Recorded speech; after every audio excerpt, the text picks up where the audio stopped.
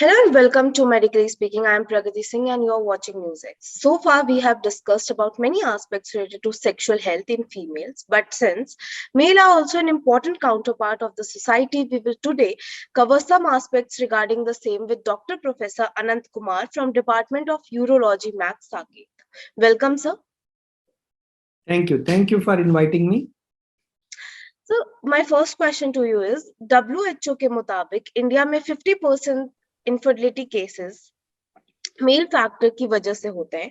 ये घटती mail fertility का कारण क्या है? देखिए, एक तो जो हम इनफर्टिलिटी हो रही है इसके कई सारे फैक्टर हैं। एक तो मोस्ट इम्पॉर्टेंट फैक्टर है the current life style, stress in life and pollution, food habits, irregular lifestyle. Most of the young people are sleeping late. They are busy in the social media, getting up in the morning late, and then their lifestyle is not very healthy. Apart from that, because I'm quite surprised when patient comes and sometimes they say, oh, they are so busy, they do not have time for the sex also. So that to me looked little surprising. But they say our life is very stressful, we have so much of pressure.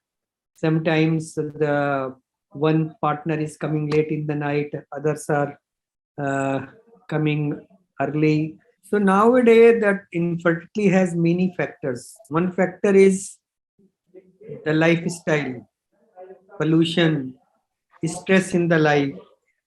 Especially the young people, they have a work pressure, they have so much of stress, their lifestyle is not very healthy, they are not eating healthy foods, sleeping late in the night, busy with the social media, and sometimes both partners are not being able to meet.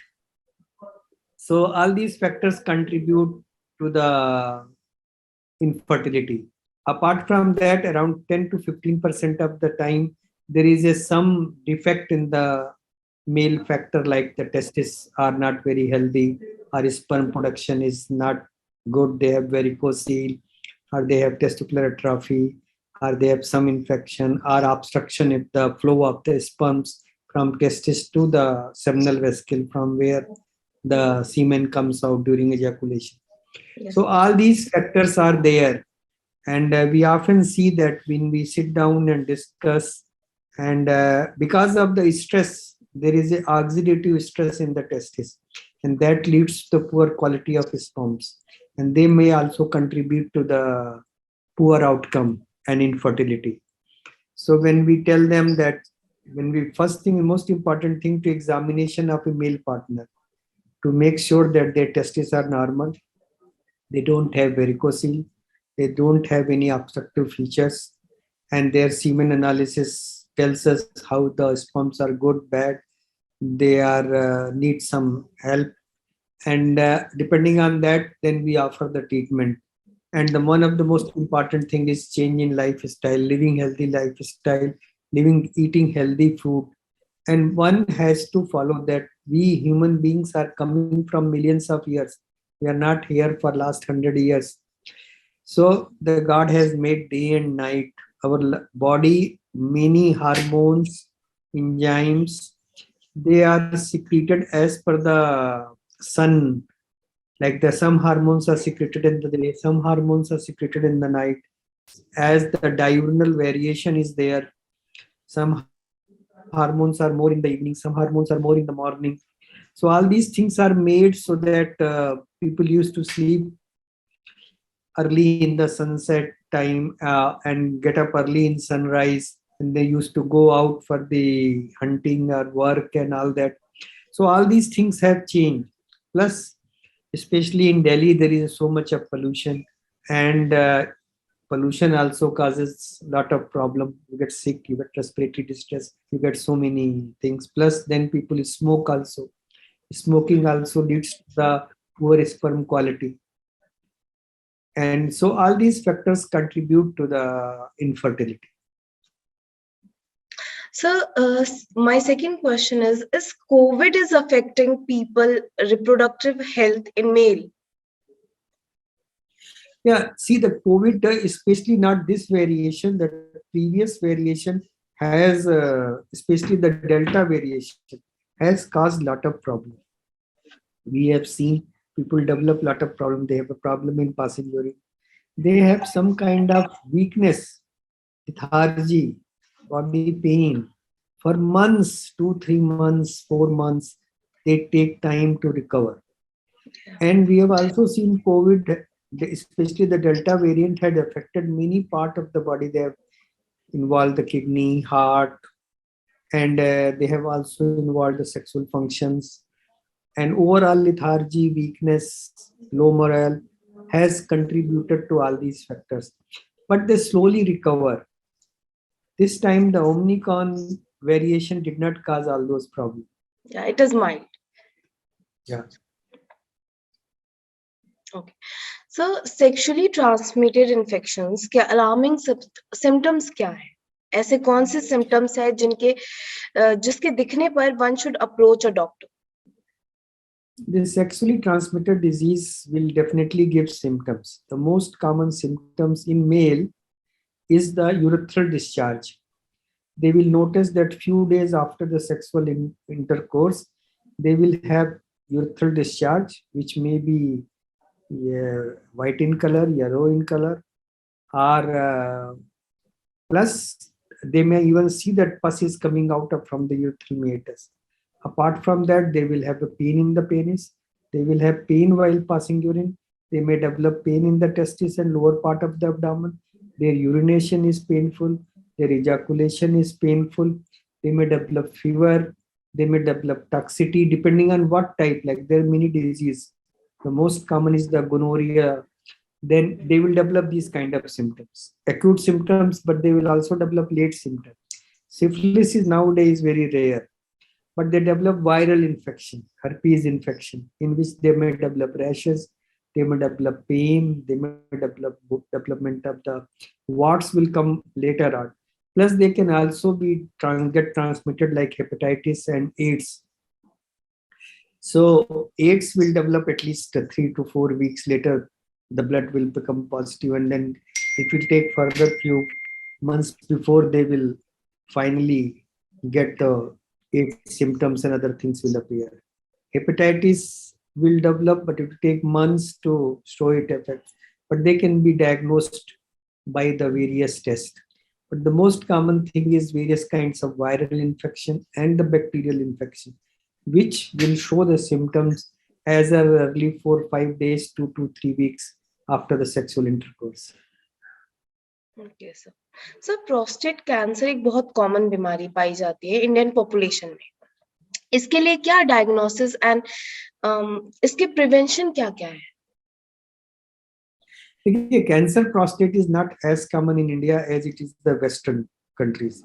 Okay. In Western countries, it is very common, but not in Indian population. And it has been seen that cancer prostate is less common in Asian population. But when the Asian people move to the West, they live in Europe or America and start eating their diet, then it has seen that cancer incidence increases. So there is some way of protective dietary habits which decreases the prostate cancer incidence in Asian population. That is around the Asia in up to the Japan and China and other things. So it usually happens in elderly population unless somebody has got the family history. So if there is a family history, then probably it may develop early. Otherwise, it will appear late. So in elderly population, in early part of the prostate cancer, there won't be any symptoms, no symptoms at all. The only way it can be picked up by doing the serum PSA test, which is usually not recommended to get it done. But many people nowadays are going health checkup. And during health checkup, PSA test is done, and then it is seen that their PSA is high and they undergo further tests and cancer prostate is picked up. Unfortunately, cancer prostate can be cured when it is in early stage, then it is usually not picked up. When it is picked up, then it is late stage, then it is not curable. So from 1990 till 2012, 2013, it was rampant to do PSA testing in Europe and America and most of the world. And that's how many cancer prostates are picked up. But slowly people have realized that that kind of routine testing is not good. So if you have a family history, if then you should get it tested. Or if you have any urinary symptoms, then you can get it tested. At that time, if your PSA is high, then you'll undergo various tests to find out whether you have prostate cancer or not. So nowadays we only do the PSA testing when patient has symptoms, or during health checkup. PSA is usually done. If it is high, then it is picked up. But after the age of 50 and 60, it is not bad to undergo, if you have any symptoms, to undergo prostate examination, and if required, the PSA examination. Okay, sir. And what tests are available for the same? For treatment, Yes, sir. the prostate cancer nowadays, basically it is in early stage, the treatment is different. Late stage treatment is different. Prostate cancer treatment depends on few things. When it was detected, it means the patient age, whether patient has any comorbidity, whether it's healthy or he has got heart disease, because the disease is picked up in elderly population, whether they have diabetes, hypertension, heart disease, or something else. Plus, in the prostate biopsy, what type of prostate cancer it is, and how much is serum PSA. All these factors gives us whether this prostate cancer is low-grade prostate cancer, intermediate-grade prostate cancer, or high-grade prostate cancer. If it is a low-grade prostate cancer, then probably nowadays the most popular thing is active surveillance. Active surveillance means we know that patient has got prostate cancer. We also know he has got low-grade prostate cancer, which probably may not grow in many years. So we keep watch by PSA and repeating MRI after 1 year, 2 years, and see if the PSA remains low grade, we may not do any treatment. But patient has to come for regular follow-up. But if the patient is very anxious, some of the people say, no, I've got cancer, get it out. I don't want to live with the cancer. Then they undergo operation. Second is intermediate and high-grade cancers are required to be treated. There should be intent of cure, because they can be cured if they're picked up in early stage. And there is a treatment is either we remove the prostate or the patient undergoes radiotherapy, radiation. Operation is one of the better way of removing the cancer and giving them cure. And nowadays, the most of time operation is done with the robot, which has got very high success rate, less blood loss, patient is discharged within 48 hours, and their quality of life improves within few weeks. They have some degree of urinary incontinence, but it improves. And they also have some sexual dysfunction, which also improves in due course of time. There is a lot of other factors which will help us in finding out how the patient will behave. When the cancer prostate is picked up in the late stage, then we only have hormone plus radiotherapy or hormone alone. Initial stage, when patient is skipping the hormone, then we give them chemotherapy. When is again escaping the chemotherapy, then we give immunotherapy, or combination of chemo, immuno, or combination of hormone and immunotherapy. So nowadays many drugs are available. Some are hormones, some are immunotherapy, some of the chemotherapy, and which we have been able to manage these patients for many years. So that's how the prostate cancers are treated. Okay, sir. How is low testosterone treated in males, and what is the best lifestyle for healthy reproductive system in males? Say it again. What is the low? So, how is low testosterone treated in males? What is the best lifestyle for healthy reproductive system? Yeah, see, low testosterone is usually found in the elderly population. Like as the age advances, some of them have low testosterone production. And that also manifests that patient feels tiredness, lethargy, they feel sleepy, they also gain weight, they also have some degree of breast enlargement. So if somebody has got all those features and his testosterone is tested, especially in the morning, free and total testosterone, then they may need a testosterone replacement. Testosterone replacement comes in the form of patch and the injections. Tablets are there, but they are not as effective as the patch and the injections are available. Then they are treated. In young population, testosterone deficiency is very rare. It usually happens for those people who go to the gym and take the some kind of this injections and food to build their muscles, but they may look very muscular, but their testis size decreases, and they also have poor sexual function also, and their testicular function is also not very good, and that is because of the supplement they take, or the testosterone supplement they take, or hormone supplement they take. Otherwise, testosterone deficiency can only happen in some diseases which we call it hypogonadism. And then there are feature of that. There it can be replaced with the testosterone hormones, especially the injections. Male infertility because of the low testosterone is very rare. Very few patients will have problems, especially those who are on supplements or taking some drugs and other things. Sir, my last question is, what will be your message to our viewers regarding the same? My message to viewer, especially the young population, is to follow the nature, live healthy lifestyle, do some regular exercise, yoga, meditation, eat home cooked food, nice Yeah, home cooked very food with fruits and vegetables. Don't go and eat outside every day. At least once a week is okay. And there also you have a choice to eat a healthy food. Don't smoke. Smoking is very bad for the sex as well as for the testis. So if you smoke, your sexual function will be bad as well as your testicular function will also be bad. So smoking is completely no. Very mild social drinking is not bad for the sex and the testicular function. But if you drink heavily, you will not be able to perform and your sexual function will also go away.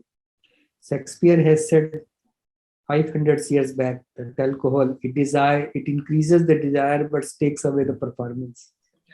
So that is also very important that they should have a moderate drinking, social drinking, not regular drinking, no smoking, do yoga, meditation, exercise, and very vigorous exercise is not required unless you are athlete or you are building the muscles, or otherwise regular exercise, healthy food, healthy, and sleep at least not very late, like 10:30, 11 sleep, get up in the morning, go and do some exercise.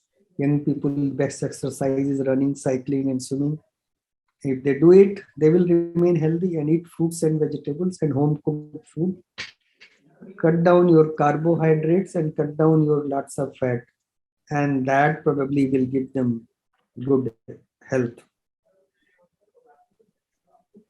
So, exercise repeat? I said we don't need too much exercise. 40-45 minutes of exercise per day is more than enough. And young So, people should have aerobic and some muscle strengthening exercise. okay. Other good exercise in young age is running, jogging, cycling, swimming, and they should also do the muscle strengthening exercise and like core muscle exercise. There are many exercises. Yoga is very good. Meditation is also good. Hmm. Yoga gives flexibility to the body. So they can do different exercise different days. At least spend 45 minutes every day on your body, and you will have a good life. Okay, sir. Thank you so much for such an important message. For now, I would like to thank you for your time and thank you for viewers for joining us on this special day. Thank you very much for Do inviting me. visit our website medicallyspeaking.in and follow us on Instagram, Facebook, Koo, and Twitter. Thank you for watching. For more such videos, subscribe to the NewsX YouTube channel, hit the bell icon.